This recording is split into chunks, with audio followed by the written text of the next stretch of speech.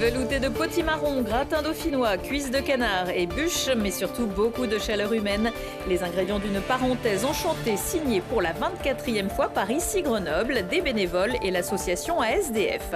Alternative au passage à niveau de Brignoux pour les cyclistes et les véhicules, un nouveau pont-route sera accessible dès demain avec un sens giratoire qui sera raccordé fin 2026 au nouveau pont de l'Isère dont le chantier débutera en mars. Et puis pour les 400 ans du couvent Sainte-Cécile à Grenoble, l'éditeur Jacques Glénat dévoile 150 œuvres de sa collection qui mêlent Faïence de la Tronche, Journal de Mickey ou encore Paysages des Alpes et raconte aussi bien l'homme que l'amateur d'art. Bonsoir à toutes et à tous, ravi de vous retrouver dans ce JT du jeudi 19 décembre 2024. Du lundi au vendredi à partir de 18h, l'essentiel de l'actualité du Grand Grenoble. Aller au restaurant comme tout le monde, rire et partager comme tout le monde. Pour les SDF, le repas de Noël organisé par Pierre Pavie et l'association ASDF est l'occasion d'oublier pendant quelques heures la rue et son quotidien. Une initiative qui existe depuis plus de 20 ans à Grenoble et dont le succès, malheureusement, ne faiblit pas. Cette année, c'était lundi et Maxime Sonnen y était. Chaud devant. Les cuisiniers du restaurant Ici Grenoble s'affairent à toute vitesse pour réussir leur tradition de Noël, un repas de gourmet gratuit pour des personnes sans domicile fixe ou précaire qu'ils organisent pour la 24e fois. On sait faire, on a de la place, on a des fournisseurs qui jouent le jeu, tous nos fournisseurs participent, du marchand de vin au marchand de boissons, aux marchands de viande, aux fournisseurs d'épicerie, aux fromagers, aux maraîchers. Au menu, soupe de potimarron, confit de canard, gratin dauphinois, bûches de Noël, vin et papillotes. Un véritable festin rendu possible par les employés du restaurant qui travaillent bénévolement main dans la main avec l'association Accueil SDF. C'est très important. Le repas aussi, c'est le lien social dans un restaurant. Comme vous et moi, vous voyez, c'est pas le pauvre à qui on donne à manger, non, c'est un monsieur, une dame qui vont au restaurant. Plus de 80 personnes étaient présentes pour cette nouvelle édition. Un joyeux mélange où les blagues et les rires fusent au milieu des nouvelles rencontres ou de vieilles retrouvailles. Je suis venue manger pour voir toutes les personnes qui sont là et puis voir mes amis, puis pour partager un repas de Noël tout ensemble et tout. Non, c'est sympa, franchement, bien organisé et non, bien. Enfin, pour le moment, plutôt bien. Un moment d'euphorie commune qui n'éclipse pas complètement la réalité de la précarité grandissante.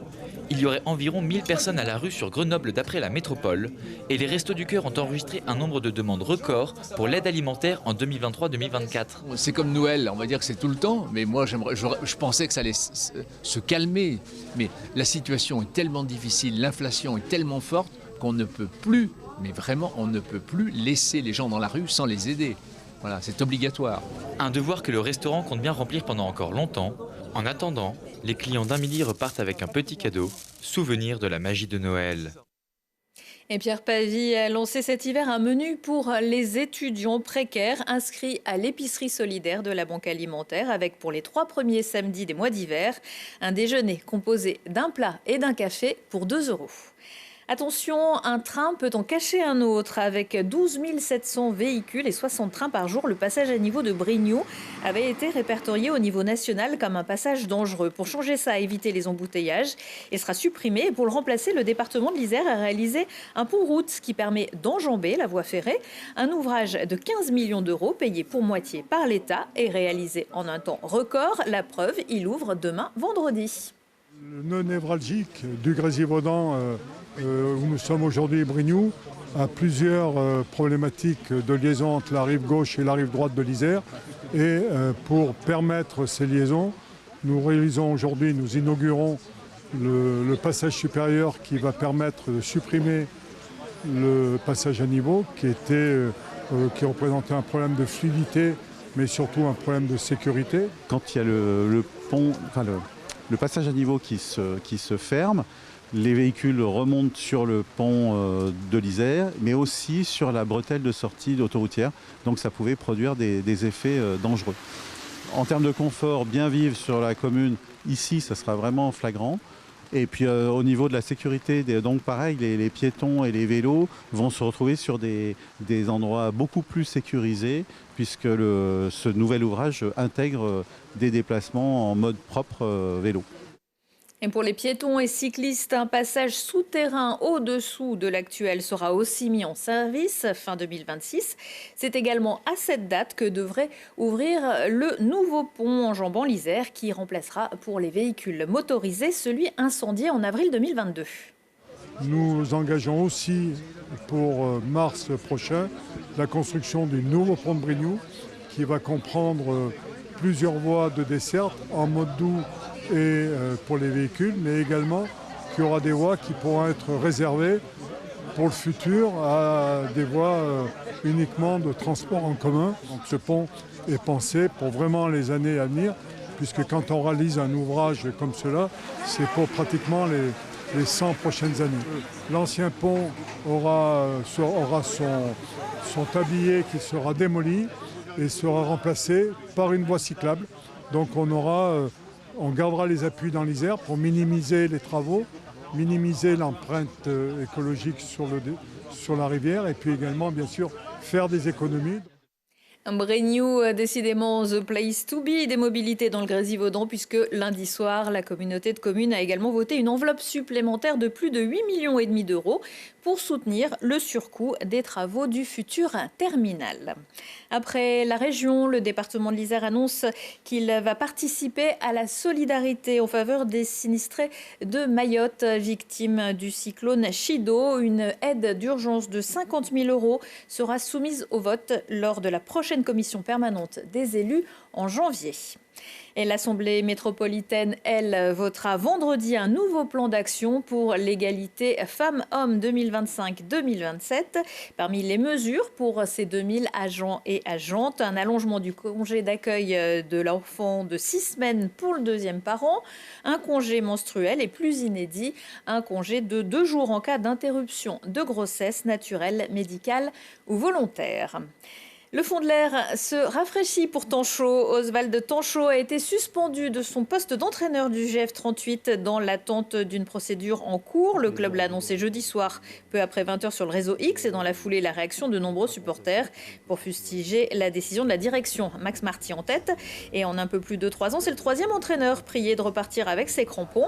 Le GF38 n'a pas gagné de match depuis 2 mois avec 2 points pris sur 21 possibles. Il s'apprête à disputer un match de 32e de finale de la Coupe de France samedi après-midi à Cannes avec, comme à chaque fois, Frédéric Guéguin sur le banc pour assurer l'intérim. Tout va bien en revanche pour les Brûleurs de Loup. Leaders de la Ligue Magnus, les Grenoblois se sont qualifiés mercredi soir pour les demi-finales de la Coupe de France. Dans une patinoire pôle sud, comble comme à son habitude, ils ont battu Amiens sur le score de 4-2, mais se sont quand même fait un peu peur quand les Gothiques, en supériorité numérique, ont recollé à 2 partout en deuxième période. Les Brûleurs ont désormais un patin à Bercy, mais pour avoir les deux, il leur faudra battre Briançon en demi-finale. C'est le match des playoffs, c'était pas le plus bel match qu'on a joué depuis un moment, mais ce qui compte, c'est qu'on est en demi-finale. On a eu du mal avec cette équipe d'Amiens, on a bien entamé le match, mais ouais, ils sont vite revenus dans le deuxième tiers. On s'est fait un peu peur, mais la qualification est là pour les demi-finales, c'est le plus important. Aujourd'hui, je suis juste content qu'on a encore une chance d'y aller à Paris, à Bercy. Et c'est une place que j'adore jouer, puis j'aimerais ça y retourner. On est sur un bon petit chemin. Là. Tout le monde joue avec la confiance, puis même si c'était assez dur ce soir, on voit qu'on a un groupe qui a beaucoup de potentiel. C'est cool. C'est pour ça qu'on joue au hockey sur glace, pour des moments comme ça. Prochain match pour les Brûleurs de Loup vendredi contre, je vous le donne en mille, Amiens, mais cette fois-ci pour le championnat. Et encore un match dimanche, ce sera face à Anglette. Et puis je vous rappelle que Télé Grenoble diffuse en direct la Coupe du Monde de paraski alpin à Courchevel. Plus d'une centaine de sportifs, hommes et femmes, y participent. 2 épreuves de slalom ont déjà eu lieu aujourd'hui. Et les 2 suivantes sont prévues vendredi à 9h30 et 13h30. L'occasion de suivre notamment le numéro 1 mondial, le Français Arthur Bauchet. Livres de montagne, récits d'aventure, mangas ou bandes dessinées, vous avez certainement déjà eu entre les mains un livre Glénat, où vous en trouverez peut-être un cette année au pied du sapin. Ce que vous ne savez peut-être pas, c'est que cette maison, qui édite Titeuf et One Piece, est née à Grenoble, y est toujours, et son siège, rue Servant, est un lieu qui accueille aussi régulièrement des expositions. La dernière, pas des moindres, puisqu'elle met en scène la collection de Jacques Glénat. C'est un reportage de Gaëtan Loiseau. Des dizaines et des dizaines d'années, des collections de Jacques Glénat sont exposées au couvent Sainte-Cécile à Grenoble. Tableaux, objets divers, sculptures ou encore dessins, le commissaire revient sur les prémices de cette exposition nommée passionnément à la folie. Et pour la première fois, j'ai dû tenter l'exercice d'être sollicité par un collectionneur vivant, en l'occurrence Jacques Glénat. Alors, un collectionneur mort, ça a des avantages, il ne vous embête pas. Un collectionneur vivant a quand même des avantages aussi.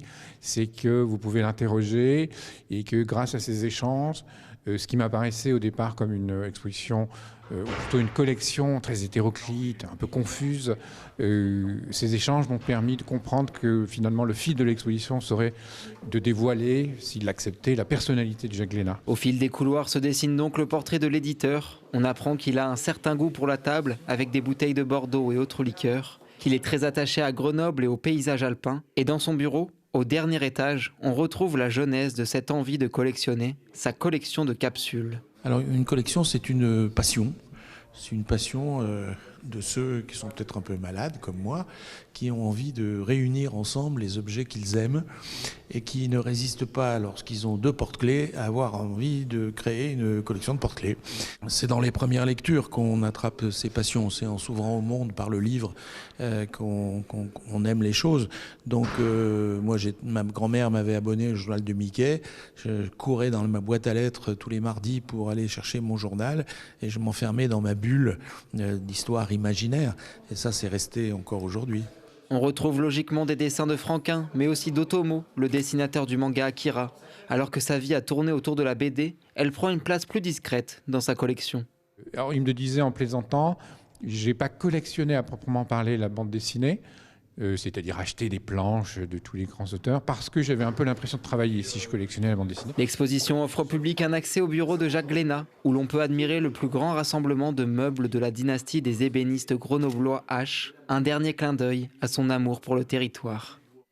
La collection Glénat est visible jusqu'au 29 mars au couvent Sainte-Cécile. Également dans l'agenda, hier j'arrête, vendredi soir au Summum de Grenoble, le one-woman show de l'humoriste Dolly, dans lequel elle raconte notamment avec une aisance et une drôlerie bluffante son passé d'ex-junkie aux 1001 vies, un spectacle coécrit avec Blanche Gardin. Allez, soyons fous, on regarde un petit extrait. C'est pas facile de pas boire en France. Hein. C'est quand même le seul pays où quand tu dis « je ne bois pas », on te répond « oh ». C'est très bizarre comme réponse. Mais c'est vrai, on fait jamais ça avec les autres drogues. Bah, tu te piques pas. Oh. Attends, tu vas bien te faire une petite picouse avec nous, allez, quoi, une soirée goulette, c'est vendredi soir. Oh là là, t'es pas drôle. Hein, je vous promets, c'est pénible de passer pour une rabat-joie parce que je bois pas. Mais tu sais, c'est difficile de me justifier. Moi, si je dis, oh ben non, t'inquiète, j'ai pas toujours été rabat-joie, avant je prenais de l'héros. Bon, bah, il y a comme un blanc, tu vois, ça casse un peu l'ambiance, quoi. Et hier j'arrête, c'est aussi la dernière date du festival Ciao Bravo de Mix Art. Et la dernière, c'est aussi le nom de l'émission de Guillaume Meurice chaque dimanche soir sur Radio Nova, dans laquelle Dolly officie aussi. Le dernier JT de 2024, ce sera pour vendredi. La météo à suivre. Attention au fort vent. Retour de l'actu dans 1 heure et en replay sur télégrenoble.net. Excellente soirée à tous.